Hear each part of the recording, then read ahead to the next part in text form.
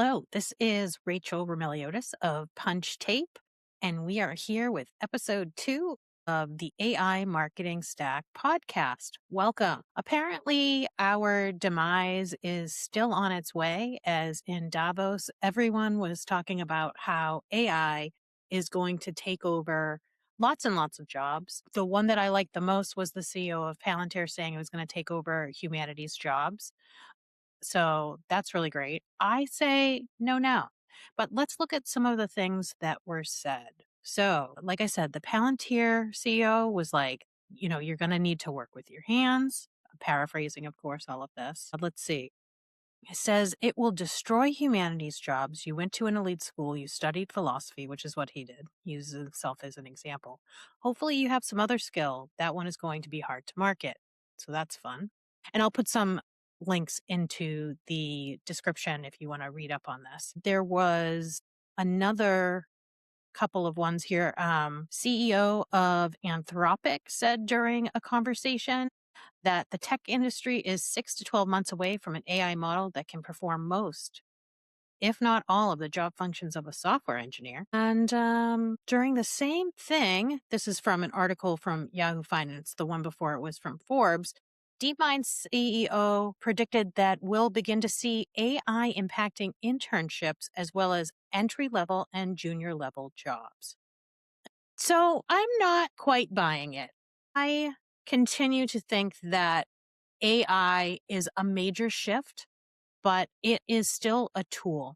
And because of that, I started this podcast to sort of talk a little bit about what my experience has been and also talk with people that know way better than I what is going on in this world, in particular in marketing and content strategy. And so I'll tell you a little bit about what I did this week. I jumped over from ChatGPT to Claude, and I learned about Claude artifacts, where you can make little AI apps with just the chat interface. And what happens is you start to plug things in. And once you do that, Claude creates this little app.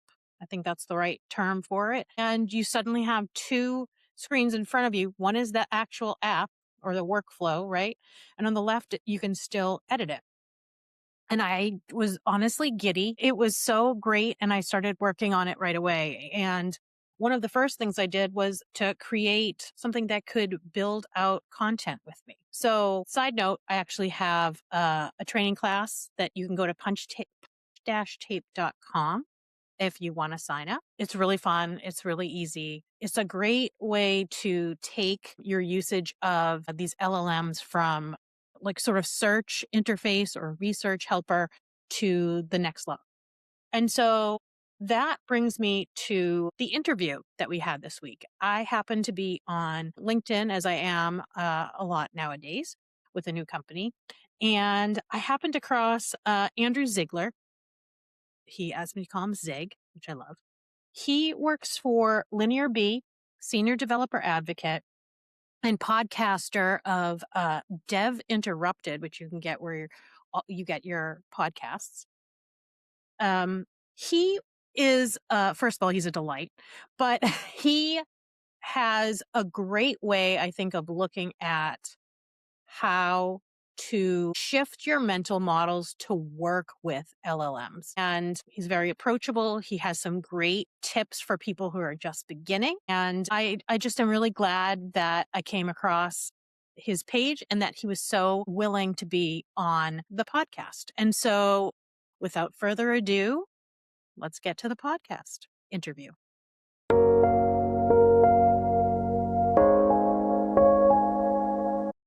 Hey, Zig, thank you so much for joining us. I am going to dive right in. I first reached out to you via LinkedIn because your title said agentic GTM, which immediately caught my attention. And I supposed at the time that could either mean go to market for AI agents, which was interesting to me, or using AI agents to drive go to market, which was even more interesting. But I believe it is both. Will you tell me a little bit about yourself? I love that. I'm glad that it caught your attention, Rachel, and I appreciate you sliding into my DMs. And anybody is encouraged, I definitely to do the same because I love making friends with folks who are in this space. And for me, agentic GTM became my header on LinkedIn really only probably in the last few months because of how much the technology has evolved and that how much my role I think has changed too to meet the needs of my team. Being like a technical person who works with the AI tools, I realized that you're building with agents and with LLMs to help your marketing team get more done. And then along the way, you're also building these really powerful workflows and tools that are just like they're unlike anything we've ever worked with before. Yeah, I'm as you know, very excited about all this new stuff. So, as you mentioned, you are technical, and I think you're probably technical than most of our audience. But you are a marketer, you are a teacher, you let me Yeah, know. yeah. And you have a unique perspective that I think can help everyone listening with this AI onslaught, which again, I think is like amazing and a little bit scary. Can you talk to us sort of about how you started to blend these 2? Yeah. Yeah, no, that's a great question. My background, it's not technical actually. I'm like a technical person, but a lot of it is self-taught just by being curious about technology. I think that's where a lot of this has to start is that you do have to be curious about exploring the tools and what they can do. But I think it's something that anybody can pick up and learn and do. Like I don't have an engineering degree. I actually have a liberal arts degree and I used to be a teacher.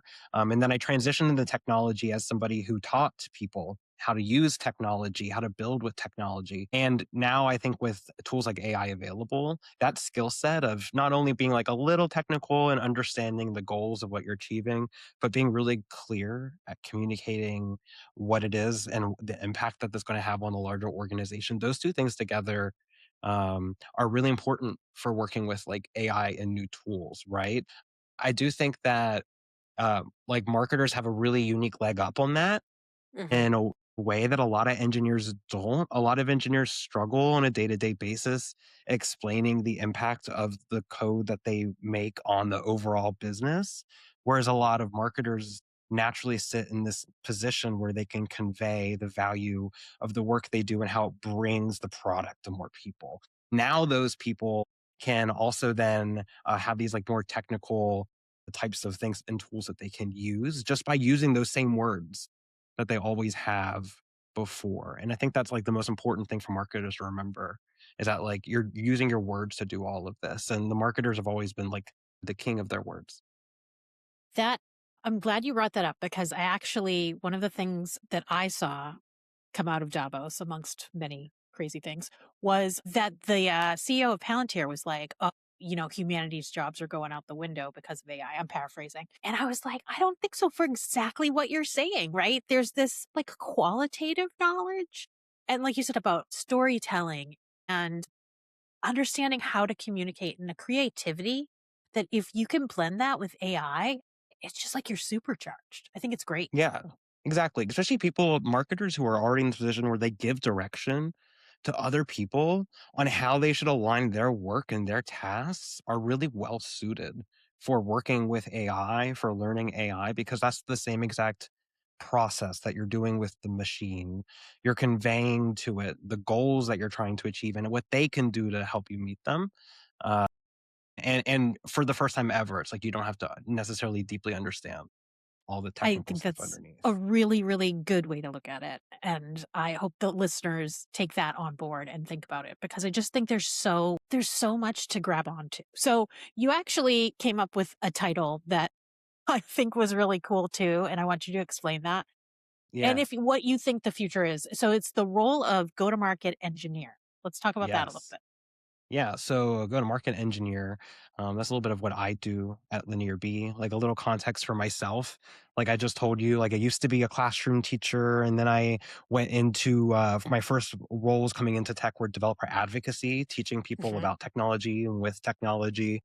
Um, but my role within a marketing team and my output has largely evolved to be one of more like a go to market engineer, where I understand our audience and what they need. I'm technical and can speak to our product and utilize it. But then I also operate within the go to market organization Mhm. and launches and campaigns and email sends and all of that like strategic stuff that requires knowledge work. right? And so now emerges this new opportunity for folks that have that knowledge working skill set and have the technical skill set to create systems that other people on the go-to-market team can use. That's what you're engineering for. As like a go-to-market engineer, your stakeholders are your fellow go-to-market teammates. Hmm. It's your sales team, it's your CSMs, it's your marketing team trying to push the latest launch and create a bunch of assets. And, there's a bunch of needs that you can meet with, AI and engineering on a level for that. So, do you see that as a unique role that might start popping up, or do you think that will be incorporated into sort of marketing manager? Yeah, I mean, I think a lot of what I'm describing can definitely operate in like a marketing ops world, like a Sure. marketing Yep. ops professional, someone who's already doing a lot of large scale orchestration for the marketing Hmm. team, both on data, like from the website and in Salesforce, and making sure pipelines are flowing. Like there's a lot of technical ownership there that I think overlaps with what I'm describing. But what Mm. I'm describing too is also a lot of 0 to 1 innovation, because traditionally that like marketing ops, it's like the plumbing of your Yes. company. And you don't want to experiment and throw things in that world all too much. And the person who's operating that, they're really solely focused on making sure your plumbing doesn't get clogged up and that you operate as a business. So, Hmm. the go to market engineer, they have a different set of responsibilities. They're more focused on like the 0 to 1 innovation. What's our pain point this week? What can Hmm. I put together this week right now to save this person time, to get this time back on their calendar, to automate something so that we never have to, it always just becomes now we review it, but no one has to like do this every week. Like that's what they're in the business of doing. And then as those 0 to 1 ideas Mm. evolve and get adoption, and someone in the go to market team is like, this is saving me time, Right. then it evolves into like the world of the marketing ops person who's maintaining it and keeping it in the ecosystem. And I think the way you speak about that too, that sort of evolution and experimentation and the speed of that is something that you're going to see more of, at least in the next couple years, I think, as we sort of like onboard AI into all of Yeah. these different roles. I hope. Yeah. I think a So, lot of people are experimenting and trying to hire like an AI, like someone to set up workflows and tools. I think that is largely what yes. that kind of role is. Yeah, no, totally. So there's different aspects where AI is sort of on the horizon or here already. Like we've got the SEO stuff, we've got the sort of Yes, helping with the already here. content engine. Yeah, right. Yeah, So already that's here my on the SEO question, world. Yeah. right? I know. So where are you seeing sort of like that become the norm? So like the SEO to AEO or the smush of them Yes. might be where you're seeing it. But where are you seeing it become the default? Like where AI is now sort of influencing, it's driving things in sort of your quote normal marketing. Well, it's really hard to say because I think a lot of marketing teams are at different levels of appetite on like Mhm. accepting AI in a fully automated or default way.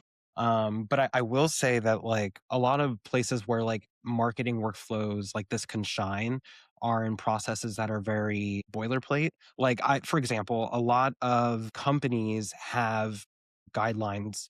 This is how we do our Yeah. headers. This is our style guide. This is how we write things. This is our voice. This is our message house. This is our core positioning. This is these are the people that we market to. Like a lot of this stuff lives in documents and in places, right? And so I think that the biggest value isn't about like what's the most default, like, oh, AI solves everything, but about more like what are the things that steer us? And then how can we use them to steer the AI? And starting there and identifying those first, you then Mm. start to then discover what are our default yes suggestion things, because it's something that's fully covered in the scope of these well-maintained documents that we're all very strongly aligned on, and the LLM is aligned on them too, right? And Right. so um, then because of that, what are the things that we can trust the machine with? Yeah. I mean, and I think it's so kind of the flip of that is where are we overestimating it, right? So I know for me, I do a lot of content work and Yeah. I've definitely begun to use, ChatGPT and Claude as sort of like, proofreaders, partners, bouncing ideas off of them. But I wouldn't be like, they wrote it, it's done. So where do you think people are like, I don't know, freaking out in some cases or overestimating what AI can do. But yeah, I think there's people on both sides of that camp. I also think there's people who tried it a while ago or tried at different intervals and it Mm, didn't work for them or didn't give them great results. And then they haven't picked it back up or they have these older perceptions on how the tool works. Which goes back to my earlier point out just being curious. Like you should constantly be coming back and trying and experimenting new tools. Like I have my favorites, but I still go and find mm, new ones, every week. And so I think that the people that overestimate what AI can do perhaps don't have strong constraints on like what they're mm, trying to achieve because if you don't put any kind of constraints on what you're trying to do and give it a voice and give your own perspective, then you get a lot of stuff back that does look and sound great, but is kind of hollow, right? I think that a lot of the work happens between the prompts and the people that maybe are over rotate on like, "Oh, it's great, it's so amazing," don't necessarily do that work, actually. And it's the people who think that it's like, "Oh, it's not good, it doesn't meet my standards." Those are actually people I think who go deeper and are more critical and ask more mm, questions and it's really kind of like a tug in a pool, you know? mhm, But I do think in general, like having constraints on what you're looking for and mm. having it understand your voice is really important to like getting a good iterative process with it. I think that's so interesting. It's almost like onboarding a team member, dare I say? Yeah, no, it's a lot like onboarding. You want to spend a good amount of time establishing context, establishing your baseline. Like, for example, the best thing you can do right now, if you're a Claude user, is go to your Claude profile on the bottom left of your app or in your web app and go to the personalization settings. Make sure it's marked and it knows you're in a marketing team. Make sure it knows what your title is. In the about me section, fill it out. Like Mm, tell it what you do, what your company is, what are your responsibilities. Go get your OKRs for the quarter and paste them in there. Like you have to do that level of baseline because you do want to try to bring as much of that shared knowledge from the company or what you're doing into the experience to work with that level. that's interesting. As I've mentioned before, I am, testing out different things, and Claude was a new one for me, and I was using ChatGPT, and with ChatGPT, I had just, asked it, some broad question just to kinda see what it was gonna give me, right? And I was like, "Are you taking into account, like, all the chats we've had?" And it was like, "Yeah, I am." And I was like, "Oh." So, it's sort of building up that rapport is, like, fascinating to see that. And, it's wrong, and when it's wrong, I tell it it's wrong. You have So, to. Tell it when it's yeah, wrong, tell it it's wrong. If it gives you something you don't like, tell it that right, you didn't like it and then tell it what you didn't like about it. right. If you like there's something that you'd rather have instead, like tell them that. Like I was on a live stream a few months ago with AWS for their Kiro tool, which is it's an agentic coding IDE. And Mhm. there was someone in the comments while we were there on the live stream being like, every time I use Kiro, all of my apps are purple. They're just purple, they're boring, I hate them. And I remember I said, like, if you don't want purple, ask for blue, ask for red, ask for yellow. Like, tell it what you do want. And I think that that's like, it still stands. Like, you have to just like, guess what constraints are when I say what your constraints you bring to the Mhm. prompt. Like, what do you want? It's funny because it is a little bit, I think, how programmers think when they code, talking about constraints. I wouldn't necessarily use Yeah. that word, right? No, I think it is. I think you're thinking about it in the right way. Yeah, It is a very much an engineering process and they do have constraints. It's what tests are, right? You write right. tests that cover your code. Does this code work? Here are these tests prove it. Those are constraints that you establish before you make whatever you're working on. And I wanna point out too that, like, a few minutes back, you were like, "What I'm working on this week," and I love that perspective as well, that week to week, it's different. And I think that's Yeah. very true where we're at right now. Yeah, just being flexible and just knowing that you're gonna throw away stuff that you did last week or the week before, and that we're all just moving really fast, and that's why it's, like, important just to, be lightweight and try things out. Like, we're not no one's at a point where, like, we're just throwing things down and building walls, like, we're carrying all of our stuff, and we're still going, like, we're still on the journey. I like that. But you can't wait until we get there No. to start learning. We're all in the journey and it's moving really fast. And like you're carrying all your stuff with you and we're all going there. But like you can't wait until we get there to Mhm. start. experimenting, figuring out, because then by the time you get there, it's gonna be too late. I think that's the most important thing is sort of like dive in. And that's actually my next question. So again, I think there's a spectrum of, I don't even want to say like knowledge about like computing and stuff. It's just like being comfortable with like diving into something that people see as, you know, advanced technology. So how would we've talked to this a little bit, right? And we've talked about some of our experiences. What would be like a first step? What like talking somebody hasn't touched Chat GPT, not for fun, not for anything. How would you tell that person to start? Well, it's really hard if you have not used any LLM in any capacity to then turn Mm, around and try to apply it to your job. I think it's true. just going to be like a non-starter for most people. So I do Mm, think that you have to start by like just understanding how it works and just hmm. having some basic literacy about like what you put in and what you get out of it and understanding, how that works. But I do think that for most people that, are definitely operating like in the marketing space for sure, they've tinkered with, they've tried these tools. We're all knowledge workers.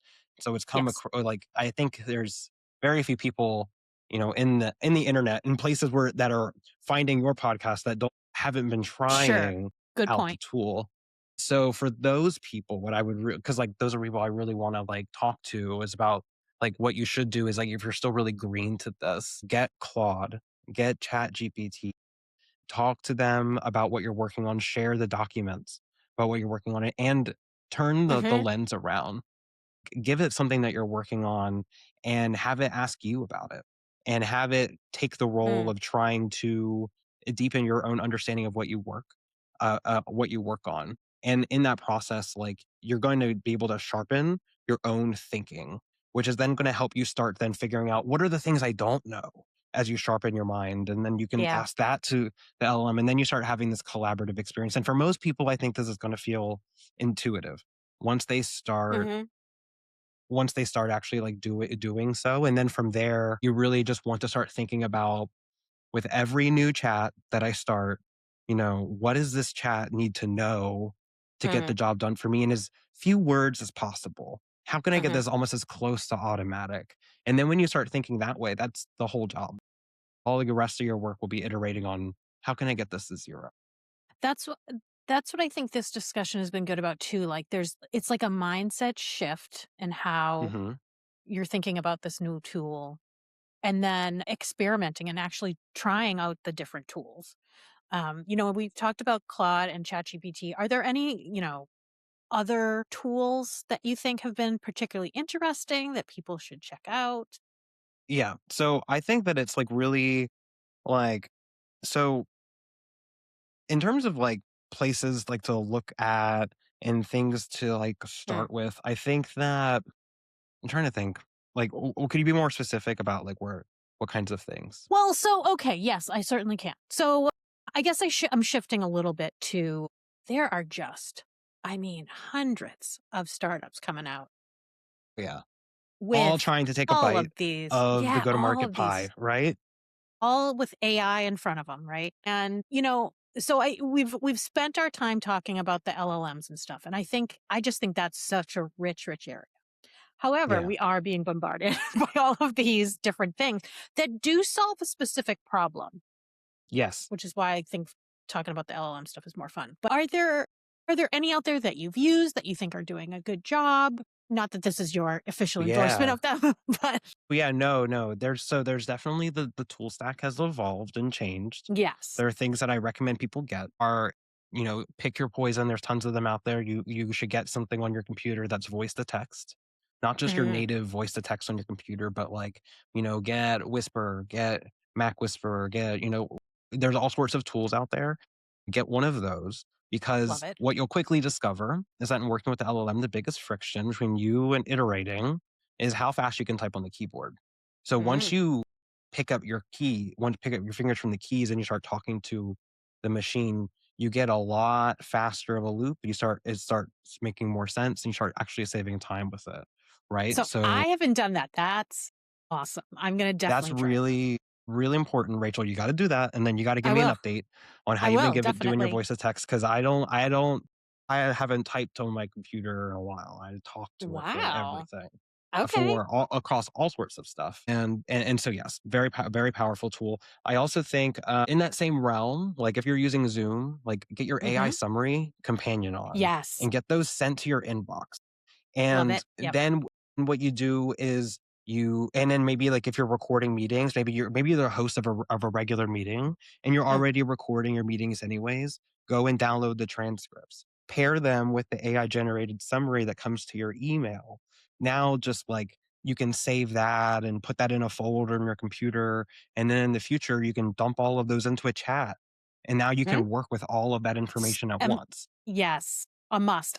That is what I do, and it has sped things up so fast. So Yeah, I so love that. meeting transcripts and recordings, voice to text, and Claude Cowork is available now. Claude Cowork is probably gonna be your easiest way to dip your toes into this stuff, because Okay. what it is it's Claude code, but it works in your browser or it works on, like, Hmm. your desktop, so you don't have to be in a terminal, but you still get all of that power of being able to manipulate files and documents and stuff.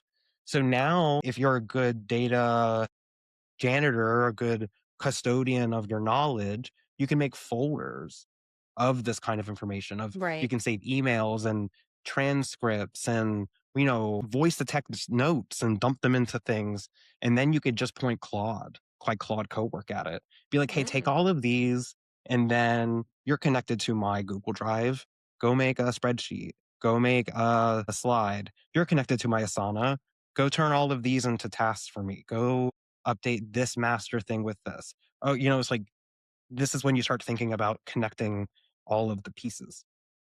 I love that. I think that's a good place to be because that's kind of where I'm at too, right? Where I just have so many chats and I'm like, where the heck was that thing? And what was I saying? And that was a good idea. And then I do it again. And so I think that's something I have to work on as well. But that kind of, I feel like you've given so many good, more than tips to people that want to get started in this area and start to use these tools for work. But that connection is like the next level. And I feel like things move so fast. Like I just started looking at this stuff like 6 months ago. And now I'm like, right, connecting everything up. Let's do that. Yeah. Yeah. Just think about like That's amazing. collecting your little bits of knowledge and then think about how you can combine them. Yeah. No, I love that. Oh, it's fantastic. Oh, well, I've just so enjoyed getting to know you and this discussion. And I hope people are educated about this and it's demystified and they're not afraid to try things out. And I just think, honestly, I think it's gonna make people excited once they get in there, all the different things that they can do. So I Yeah. I thank you mean, for the sky's the time. limit. That was It a really blast to be is. here. Yeah, no, thanks for Awesome. having me, Rachel. It was really fun to come and share my perspective. I encourage folks, if you have questions about what I talked about, if you want to chat about it more, to reach out to me on LinkedIn. I'm sure Rachel will share a link or a place where you can connect I with will. me. And I'd love to hear from folks. And so just know that this stuff is totally tackleable by what you already have in your skill set. And it's just about being a little curious. Thank you so much. Thank you.